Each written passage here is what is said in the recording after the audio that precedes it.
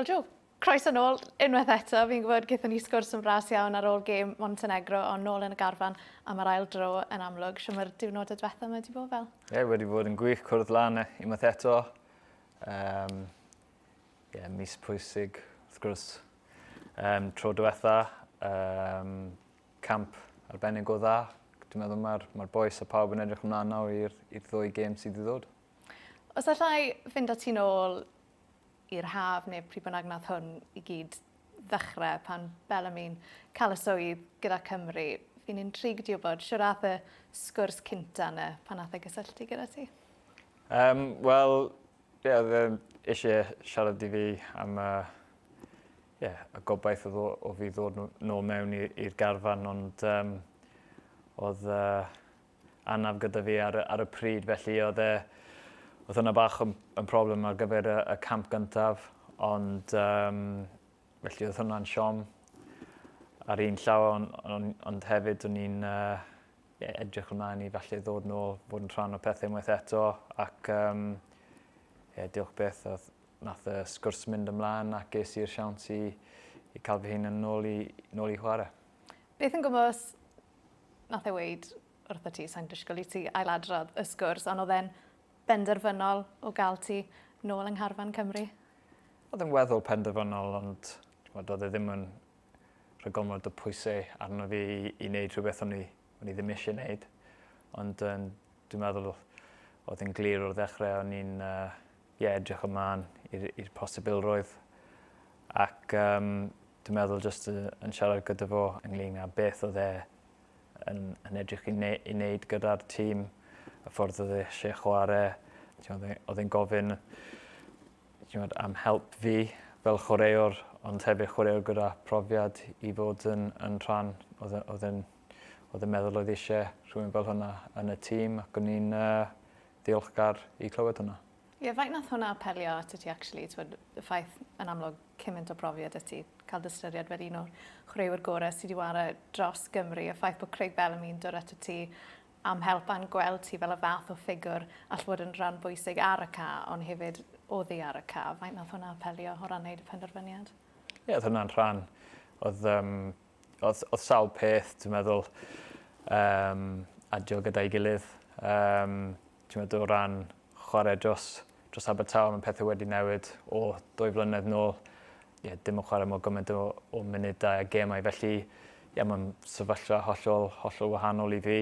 Ac ni'n meddwl gyda llai o funudau falle nôl gyda'r clwb, mae'n meddwl mae siawns i fi ddod nôl mewn i rhywbeth newydd gyda rheolwr a'i staff sydd llawn egni i wneud rhywbeth anhygoel, ac popeth gyda'i gilydd. Oedd e'n penderfyniad haws i wneud. Ar nodyn bersonol, o ti beth yn meddwl bydde ti'n chwarae dros Gymru eto? Beth yn meddwl bydde ti'n gwisgo'r crys coch? Na, ni ddim yn ddisgwyl fe, felly oedd yn sioc yn haf.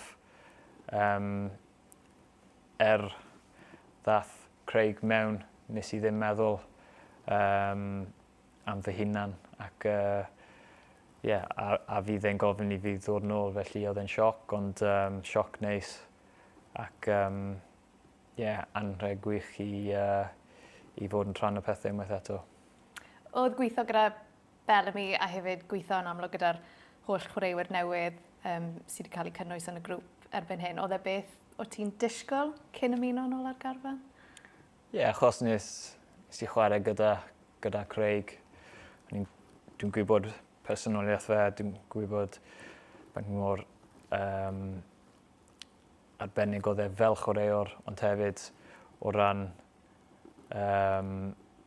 dysgu'r gêm. Mae o wastad wedi bod yn rhywun clyfar iawn.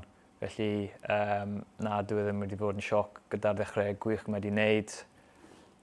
Dwi'n meddwl ni'n grŵp lwcus i cael y siawns gweithio gyda fo, ac mae pob chwaraewr, yn wedi chwaraewyr ifanc, dwi'n meddwl, wedi fod yn edrych ymlaen i cwrdd lan, gwella fel chwaraewyr, ac cael perfformiadau dros ei wlad.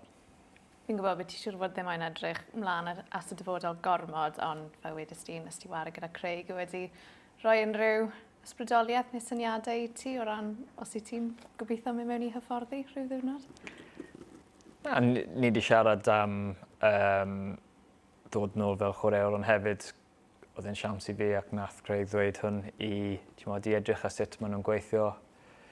Petas fi'n edrych i mynd mewn i rheoli neu beth bynnag. Felly dwi wedi cael siawns i a'r profiad o weld sut maen nhw'n gweithio ac gweld eu syniadau o lle agos iawn.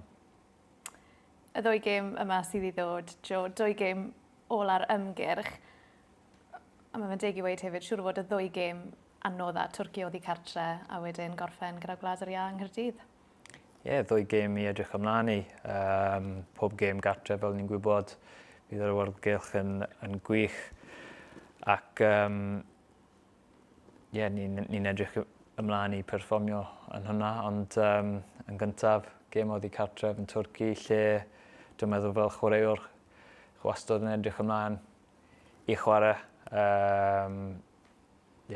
Tîm sydd wedi cael cwbl o flynyddoedd dda, tîm cryf, ond ni wedi cymryd, dwi'n meddwl, llawer o hyder o'r gêm gyntaf yn erbyn nhw, ble wnaethon ni chwarae mor dda ac y fath o awyrgylch dwi'n meddwl mewn rhywle fel Twrci, chi wastad yn edrych ymlaen i profi.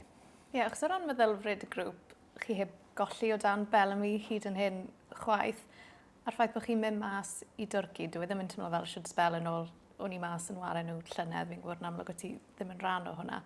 Ond mae yna dimlad o, allwn ni fe mas i Twrci, ni'n gwybod ni'n mynd i allu perfformio, a gwybod ar ein diwrnod ni, bydd ni'n gallu cael canlyniad hefyd. Ie, mae hwnna'n safle gwych i fod mewn, i cael y hyder a'r teimlad, dyna beth gallwn ni'n wneud. Ar yr un pryd ni'n gwybod mae'n gêm anodd i cael yr enilliad a'r perfformiad. Mae angen ni chwarae gêm gwych, pawb i roi 100% mewn i'r 90 munud, ac o ran y baratoi ni wedi fod yn wneud yn y diwrnodau diwetha. Gallwn ni gyd ddweud erbyn hyn dyna beth mae pawb wedi rhoi mewn i baratoi. Achos yn amlwg yn ystod yr ymgyrch hyd yn hyn, ymgyrch cynta Bellamy, cymaint o gyffro o gwmpas hwnna, ond mae rhaid ni gofio hefyd, llwyddiant yng Nghynghrair y Cenhedloedd, mae hwnna o bosib yn mynd i wneud y daith i gyrraedd cwpan y byd lot yn haws, pa mor bwysig yw bod pobl yn cofio hynny? Ie, mae mor bwysig i ystyried hwnna. Fel chwaraewyr ni'n gwybod, mae'r gemau yma yn pwysig iawn. Felly, maen nhw'n teimlo fel gemau qualifying games.